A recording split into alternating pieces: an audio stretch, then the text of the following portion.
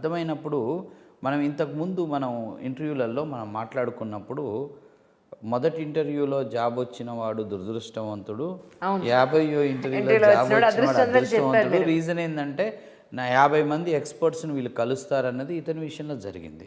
రెండోది, ఎవ్రీ ఇంటర్వ్యూలో మనం కొన్ని క్వశ్చన్స్ వస్తాయి, వాటి ప్రిపేర్ అయ్యి నెక్స్ట్ ఇంటర్వ్యూకి పోతాం. అలా ఫస్ట్ ఇంటర్వ్యూలో అడిగిన 10 క్వశ్చన్స్లో నెక్స్ట్ ఇంటర్వ్యూలో కనీసం ఒక క్వశ్చన్ దొరుకుద్ది.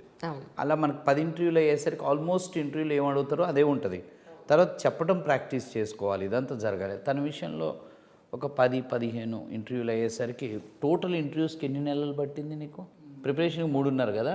2.5 నెలలు. నాకు బరాబరి 6 మంత్స్లో నాకు జాబ్ వచ్చేసింది. అయితే ఒక 2.5-3 మంత్స్ ఇంటర్వ్యూస్కి పట్టింది ఇతనికి. మనం అప్పుడు చెప్పిన పాయింట్ ఇతని కాడ ప్రూవ్ అయింది. ఇది చాలా వాల్యుబుల్ పాయింట్. చెప్పాను 10-15 ఇంటర్వ్యూలు అయినాక మనవాడు స్లోగా డల్ అవుతుండు.